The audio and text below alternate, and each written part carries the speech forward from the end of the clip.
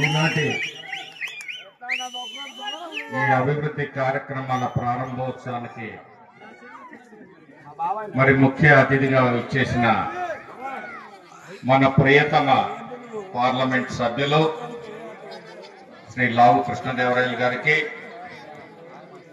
మన పొరుగు నియోజకవర్గ ఇన్ఛార్జి ఎరిక్సన్ బాబు గారికి, దారునాయక్ గారికి, పున్నారెడ్డి అన్న గారికి, వేదికను అలంకరించిన మరి పెద్దలందరికీ, అలాగే ఇక్కడ విచ్చేసిన సిరిగిరిపాడు పరిసర ప్రాంత గ్రామస్తులు, నాయకులు, కార్యకర్తలకు, మహిళా తల్లులకు, పత్రికా మిత్రులకు అందరికీ నమస్కారం.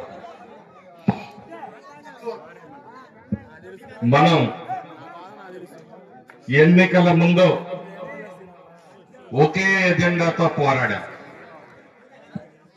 ఈ పల్నాడు ప్రజల్ని బానిసత్వం నుంచి విముక్తి చేస్తామనే ఒక నినాదంతో పిన్నెల్లి సోదరుల అరాచక పరిపాలనకు, విధ్వంసకర పరిపాలనకు, దోపిడీ పరిపాలనకు వ్యతిరేకంగా గళమెత్తినప్పుడు మీ అందరూ నాతో జత కలిపి పోరాడి మరి నాకు పెద్దలు శ్రీకృష్ణదేవరాయలు గారికి అఖండమైన మెజారిటీ తోటి మరి మమ్మల్ని గెలిపించడం జరిగింది.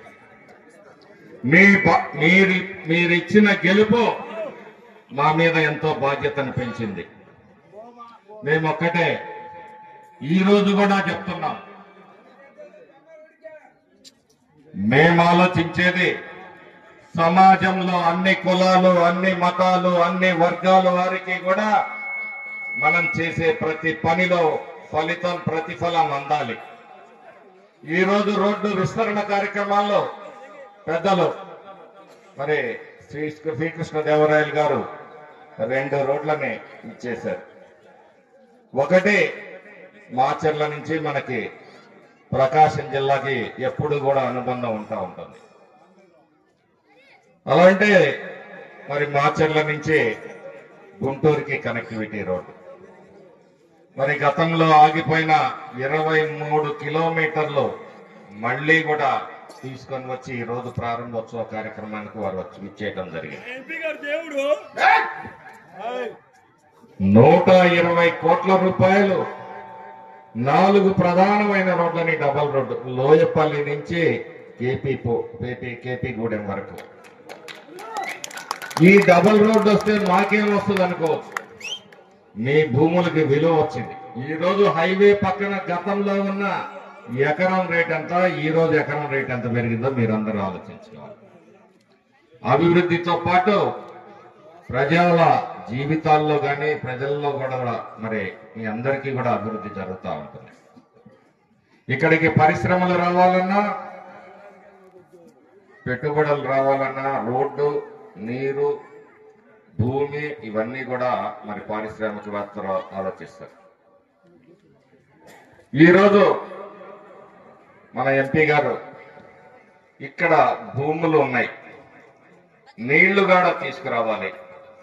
వరికపూడి సెల మనం దశాబ్దాల కళ అని చెప్పుకుంటూ దశాబ్దాలు గడిచిపోయినాయి. ఈనాడు కోస్లా కమిటీ ఇచ్చిన నివేదిక మరి ఈరోజు మన గౌరవ పార్లమెంట్ సభ్యుల సహకారంతో ఫారెస్ట్ పర్మిషన్ తేవడం, మొన్న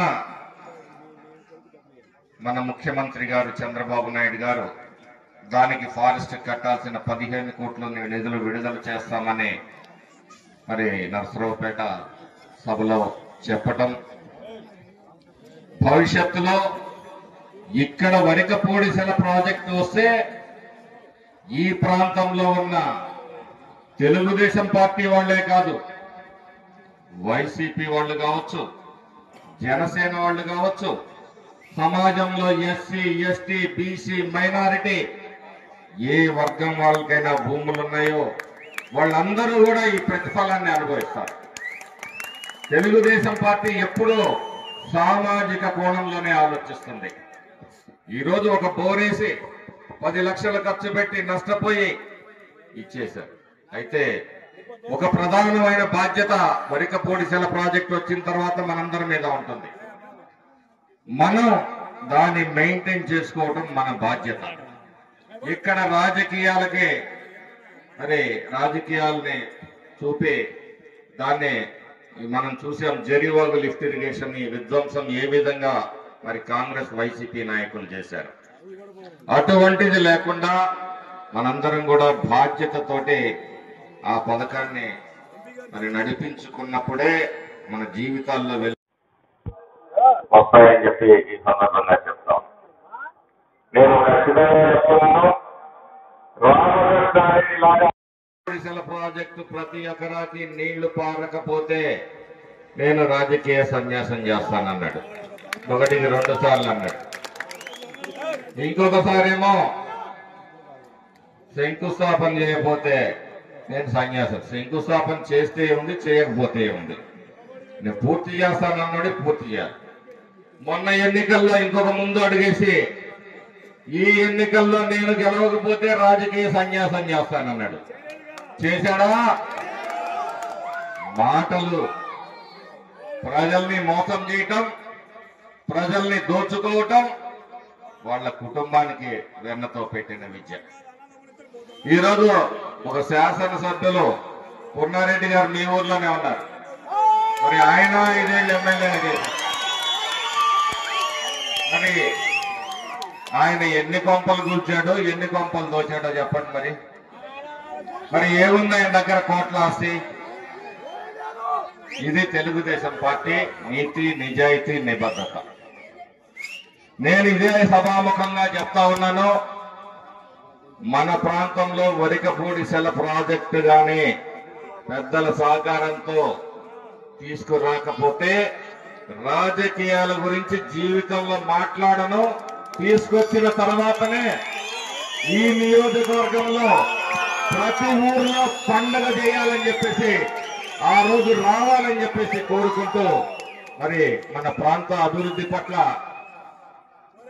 మన నియోజకవర్గ అభివృద్ధి పట్ల అమితమైన ఆసక్తి, మరి ఈ వెనుకబడిన ప్రాంతం పట్ల ప్రేమానురాగాలను కురిపిస్తున్న మన పెద్దలు లావు శ్రీకృష్ణదేవరాయలు గారికి మన నియోజకవర్గ ప్రజలందరి తరఫున కృతజ్ఞతలు తెలియజేసుకుంటూ సెలవు తీసుకుంటున్నాను.